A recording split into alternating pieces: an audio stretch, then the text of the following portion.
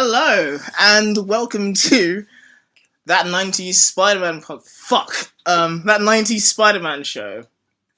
I think is the name of our podcast that we will be... This is good. This is Keep great. Fantastic.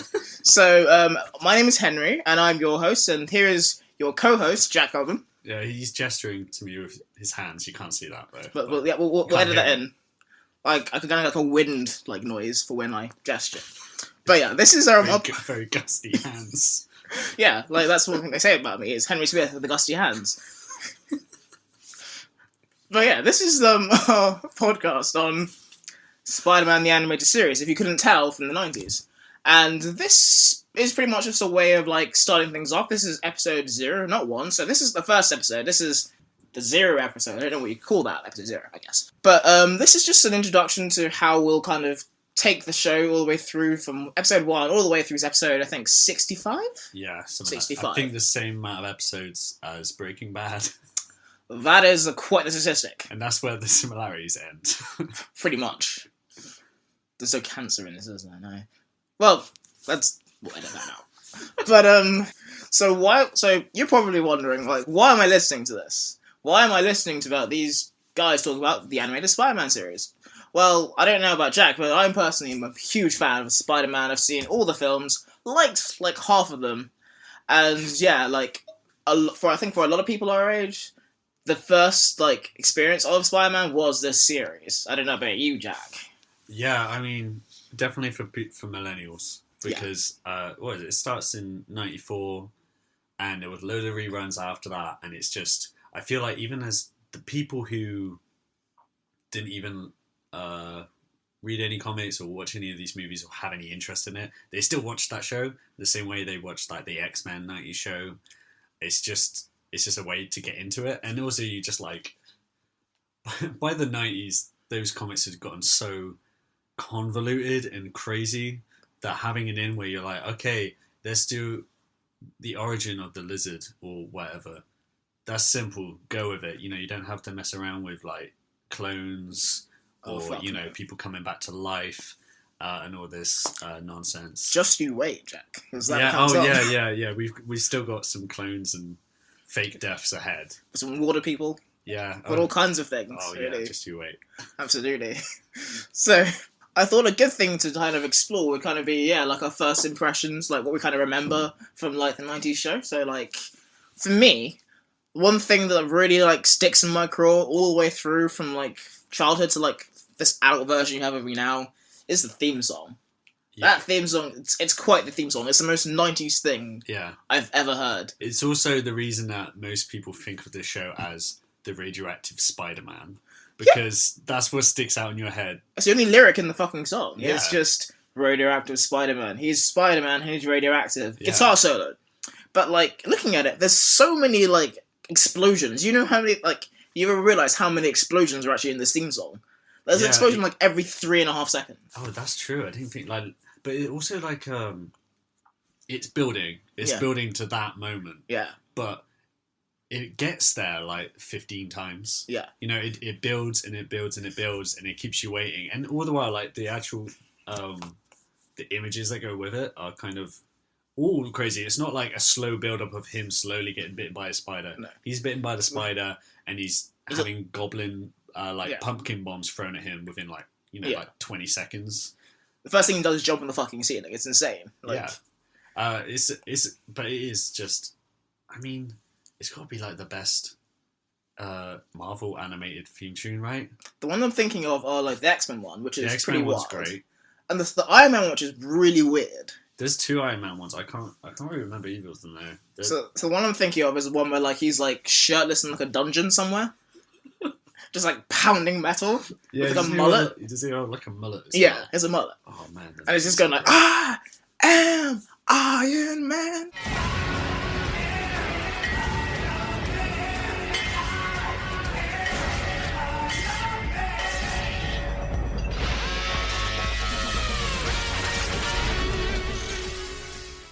That is pretty good, yeah. And it's like a guitar solo going in the background. I'm like, that's fucking metal, and I'm here for it.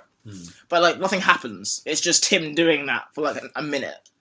That makes more sense though than this is kind of it's lots of like clips of the show, which I Yeah. appreciate for this theme song, and yeah, I mean, it is just. I think we've all gotten used to how we all love the theme. You love the theme tune, right? The Spider-Man one. yeah, I love the theme tune. It's amazing and it's crazy and it's good, but I think it is very weird and people don't really realize how weird it is. No one really thinks like this is actually quite insane. This is a lot for a theme song.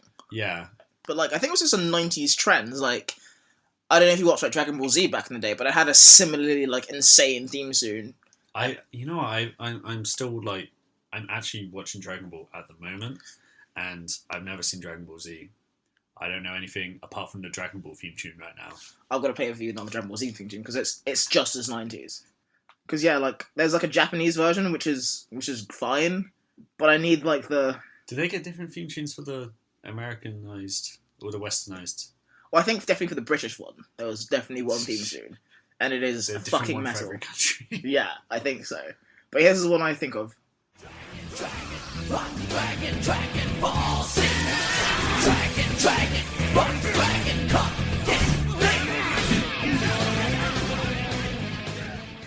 You know, on first listen, that's amazing, but it also sounds like there's a pretty competent metal band, Yeah. and someone said, make a theme tune for Dragon Ball Z, and they're like, what's Dragon Ball Z? And he said, it doesn't matter, that's what it's called. Yeah. And they're like, tell me something, and they're like, guy is really angry, he's got bulging muscles, he's gonna fight, and then they go, okay, and that's what they're going on. Did like a long load of cocaine and then Yeah. just went for it. And it goes on for a long time as well. Yeah. Like as long as the Spider-Man one, I think. And It felt longer because the Spider-Man one is just joy. yeah. This is like the guitar solos here are like more. There's more about them, but like I feel like every '90s TV show of that kind had a very similar like yell out the show's name and just have a guitar solo, and that's all it took. Yeah, And that's like my pervading image of the show. like Extreme Dinosaurs, which I hope if you're listening right now and you don't know what Extreme Dinosaurs is, you know there's stuff on YouTube. Reckless raptors and the extreme dinosaurs. Extreme dinosaurs. Tails that snap like thunderclaps. Talking, stalking, raptor traps. Extreme dinosaurs. It's crazy, but let's not get derailed by that. No. But that's If we saw Extreme Dinosaurs, will be here until like next week. Like I yeah, could talk about it for ages. that's on It's- the Extreme Dinosaurs podcast. Yeah, that's a whole other thing. That's Yeah. something to like keep in mind for much down the years. Much like the Marvel Universe, like we have like the like post-credit scenes with like Extreme Dinosaurs and Nick Fury. Yeah. Put it together. But normally they don't like halfway through the movie tell you what the post-credit scene's No. gonna be. Probably like for the next movie has to fix it. And like imagine if Marvel did that. Like you have an Iron Man and Thor shows up and he's like, "Who the fuck are you?" Yeah. And he just leaves again. And you Well, that's what happens in the comics. Yeah. That you just get like, and then you get the little editor's note, which will be like, which was just selling another comic right at the start when they started doing the universe, but it works pretty well. Like Daredevil shows up and he goes, "Oh God, I'm fighting, Stiltman again. This guy sucks." And then it'll, little balloon will say, they first met in Daredevil 11. Yeah. You should go back and read that. It's still on shelves. Go out and ask your mum to buy it for you. And they kind of do that in this show as well because they had these. It is actually a cinematic universe because it is connected to the X-Men show and I'm pretty sure Blade shows up in one episode. did Blade have a? Blade shows up in the episode, one of the episodes. Oh no, I know he shows up, but like, did he have his own like show? No, he just shows up. Oh, I see what you mean. No, yeah, there's all this. Like, Daredevil shows up. Captain America shows up. Captain America shows up. Yeah. Obviously. X-Men show up as well. At least Wolverine has shown up, I'm sure. The Punisher. I think Punisher shows Yeah. up.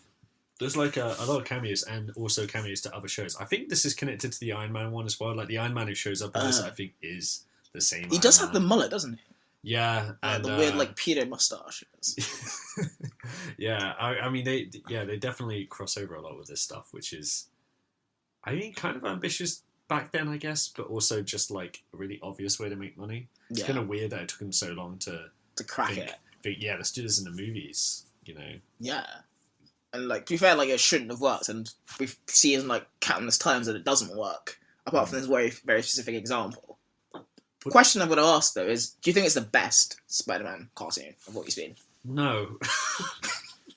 I mean, it's one that's like close to my heart, and I think it's been a while since I revisited this. I watched it when I was a kid, and then I think when I was 16, I went back and watched some of the episodes I missed. But I think even if we rewatching it now, I realize, oh god, this is terrible. Yeah, I'd still kind of love it because it's the nostalgia filter. It's how I, maybe not the way I first got into Spider-Man, because I think I might have read some comics or something before then, or at the same time, I'm not sure, but it was definitely like a big part of that, and which I'm grateful for. So I don't think I could hate it. But I mean, saying that, there are other Spider-Man cartoons out there, and the Spectacular Spider-Man. That's what I was going to say. Yeah, it's great. It's great, and I mean, unfortunately, like this got like, there's like 5 seasons of this. Yeah. But the Spectacular Spider-Man only got like 2 seasons, and it nailed it, and it did the long form storytelling, and it was so good. But then it got cancelled, and then they rebooted it, and they did. I think straight after that was the Ultimate Spider-Man show, and that sucked ass. Yeah, I mean, I didn't watch it. I think maybe I watched a clip or something, and I thought, this is fine, but like it's not for me. Like, it was the team up Spider-Man, and it's for a very specific like age group, I think, which is all good. I mean, again, I'm not going to be one of those guys who's complaining that I didn't get 3 great Spider-Man cartoons, and not even 3 great Spider-Man cartoons, but 3 great Spider-Man cartoon TV series, because now we have Spider-Verse. Yeah. So I think I can relax a bit on that. I think you've had quite enough. Yeah, but I still would have liked to have seen where Spectacular Spider-Man went. I kind of like the art design better on Spectacular Spider-Man. Like, for example, like, look at Peter Parker in that show. He actually looks like a teenager. Compared to this, where he's like 6'2", like this bodybuilder. Yeah, I think, Spectacular Spider-Man's art was something I had to get used to. I wasn't that into it. And I do really like the art in this show, but it's also much more, it's not very stylized. It's just kind of like, it's very generic. Yeah, and it's very much like, here's this character. He looks pretty much like he does in the comics, but probably like a simpler version of like a costume or whatever. Except for the fact that like Peter Parker, like you said, it's a problem that they have even with the new movies. I think like Tom Holland, sometimes the way he dresses in that, he kind of looks like a really, a guy who's in shape. Yeah.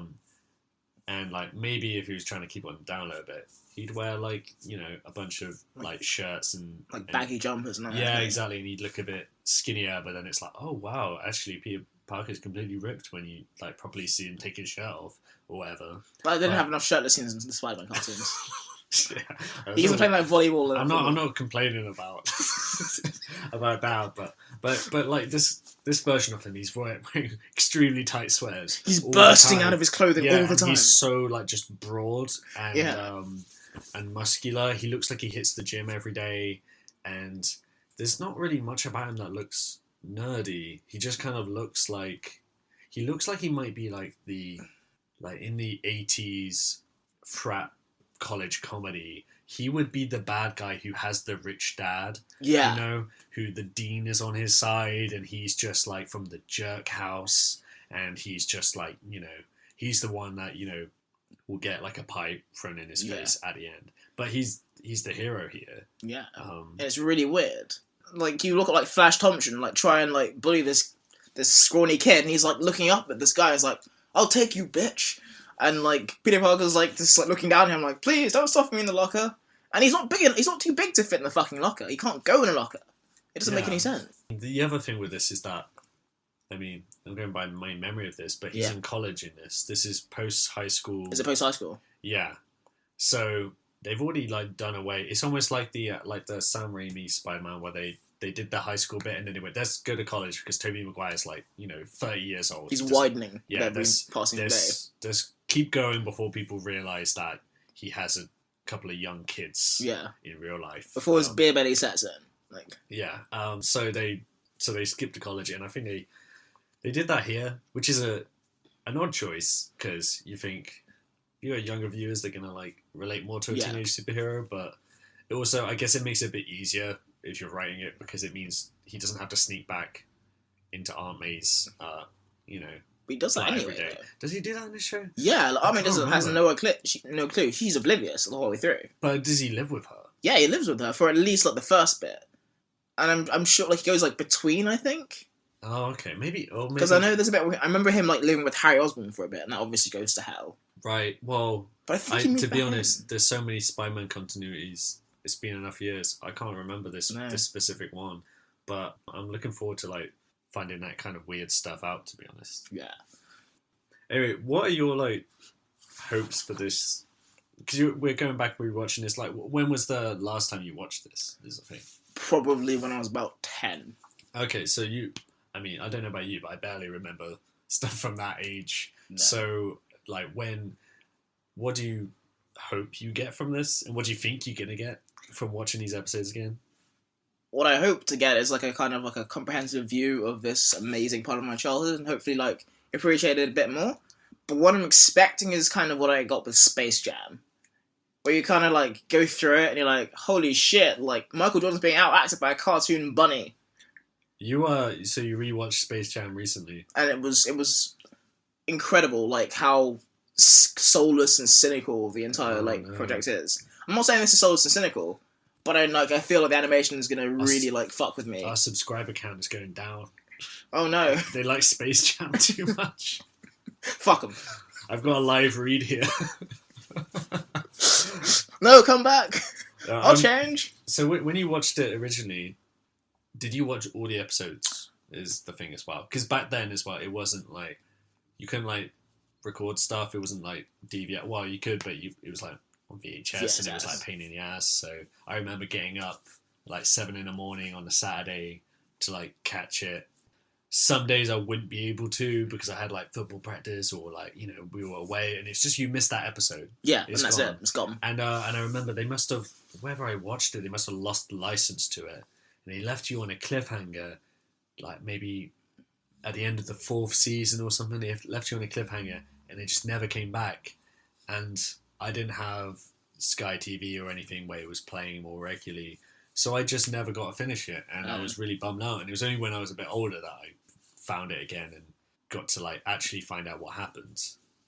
But don't spoil that because that's what we're getting to. Oh, but so did you get to see the whole thing? I don't know. There's a lot of like, there's a couple of episodes I kind of recall with like, I would say shadows of Into the Spider-Verse, for example. Right. And I feel like that's the furthest I went.